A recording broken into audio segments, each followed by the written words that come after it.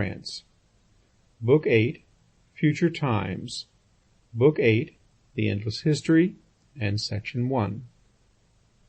The Endless History. Alca is becoming Americanized.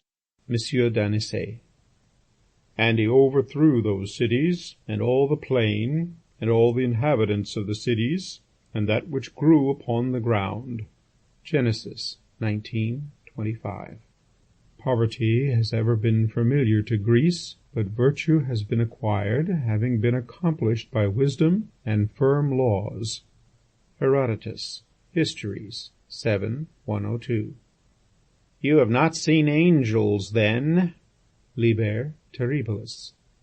Ukfut fus fut tus jufbum be up stufef. Tis jitfuk fut funkfus fust bukst fupin butcht cusp. Dumben fusp jitk jitbun jik fusfun buxbod fut futu tippen jitfube fut bunkve. Hodged jobbo dist hurte. Budget kupt year tisjit dift tiftev ist für kubs müffen. Bis fürivef kisf. Tidfib diffefedge sij hif bermbuk judgna. Bovenpajox Vasirjev. We are now beginning to study a chemistry which will deal with effects produced by bodies containing a quantity of concentrated energy, the like of which we have not yet had at our disposal. Sir William Ramsay. Section 1. The houses were never high enough to satisfy them. They kept on making them still higher, and built them of 30 or 40 stories, with offices, shops, banks, societies one above another. They dug cellars and tunnels ever deeper downwards. 15 millions of men laboured in a giant town by the light of beacons which shed forth their glare both day and night. No light of heaven pierced through the smoke of the factories with which the town was girt, but sometimes the red disk of a rayless sun might be seen riding in a black firmament, through which iron bridges ploughed their way, and from which there descended a continual shower of soot and cinders. It was the most industrial of all the cities in the world, and the richest. Its organization seemed perfect. None of the ancient aristocratic or democratic forms remained. Everything was subordinated to the interests of the trusts. This environment gave rise to what anthropologists called the multimillionaire type.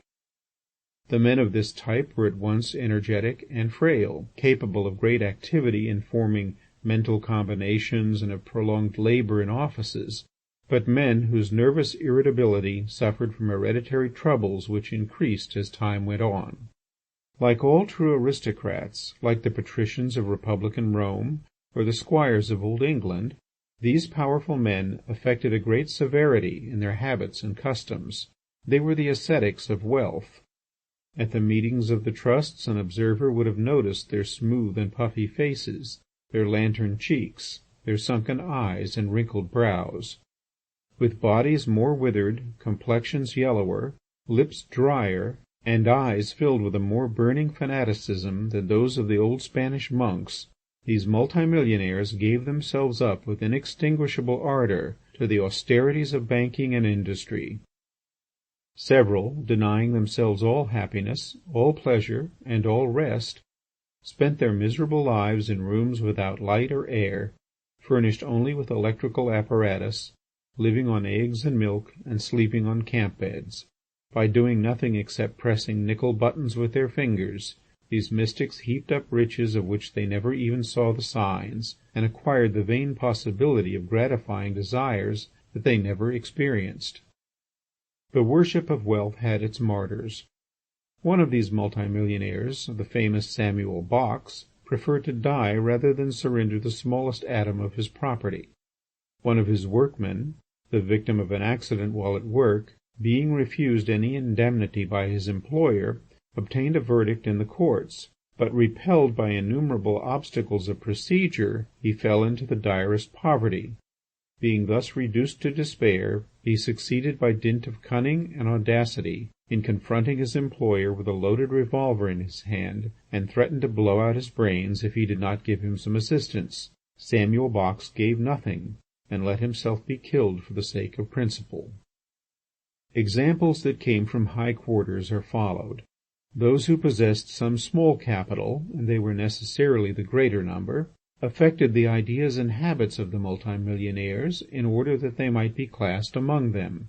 All passions which injured the increase or the preservation of wealth were regarded as dishonourable.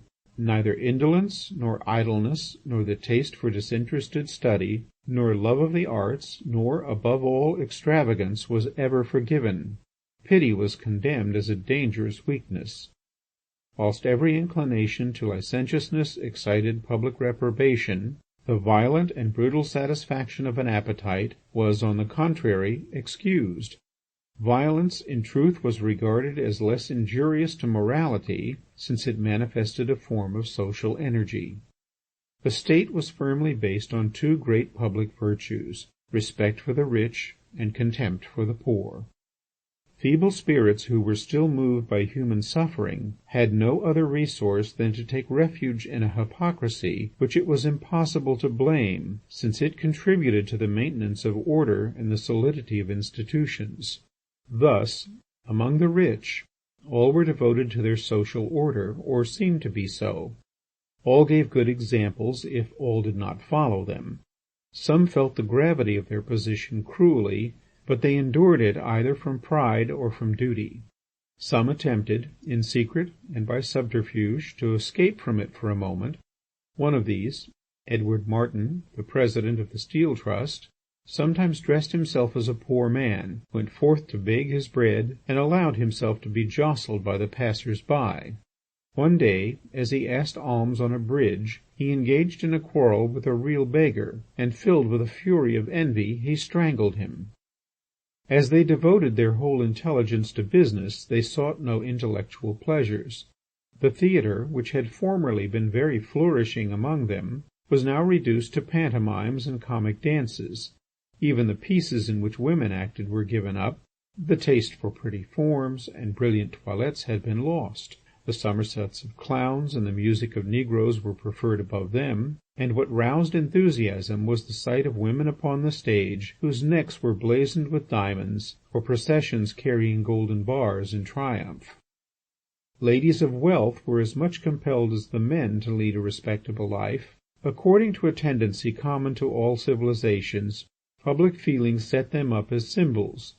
They were, by their austere magnificence, to represent both the splendour of wealth and its intangible. The old habits of gallantry had been reformed. The fashionable lovers were now secretly replaced by muscular labourers or stray grooms. Nevertheless, scandals were rare. A foreign journey concealed nearly all of them, and the princesses of the trust remained objects of universal esteem. The rich formed only a small minority, but their collaborators, who composed the entire people, had been completely won over or completely subjugated by them. They formed two classes, the agents of commerce or banking, and workers in the factories. The former contributed an immense amount of work and received large salaries. Some of them succeeded in founding establishments of their own, for in the constant increase of the public wealth, the more intelligent and audacious could hope for anything.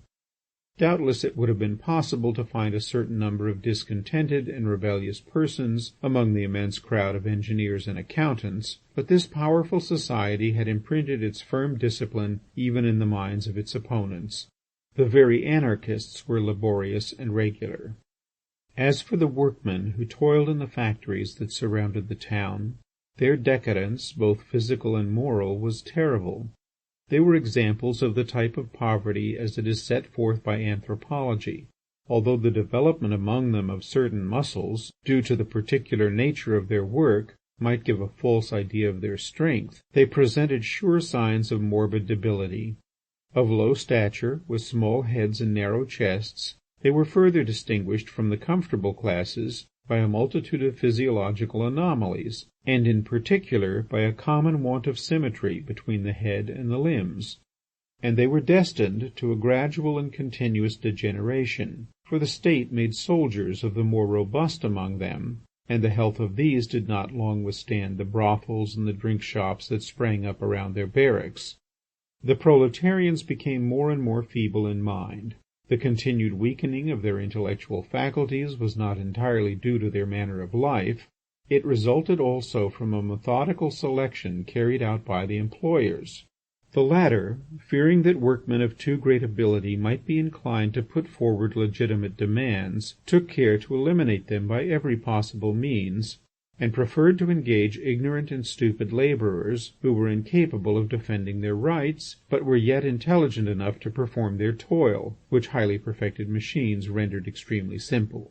Thus the proletarians were unable to do anything to improve their lot.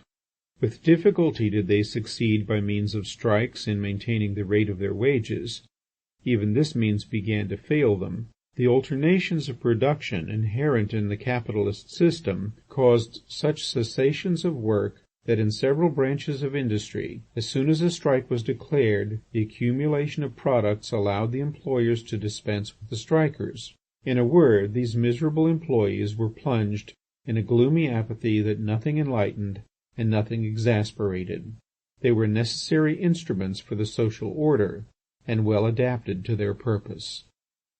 Upon the whole, the social order seemed the most firmly established that had yet been seen, at least among humankind, for that of bees and ants is incomparably more stable. Nothing could foreshadow the ruin of a system founded on what is strongest in human nature, pride and cupidity. However, keen observers discovered several grounds for uneasiness.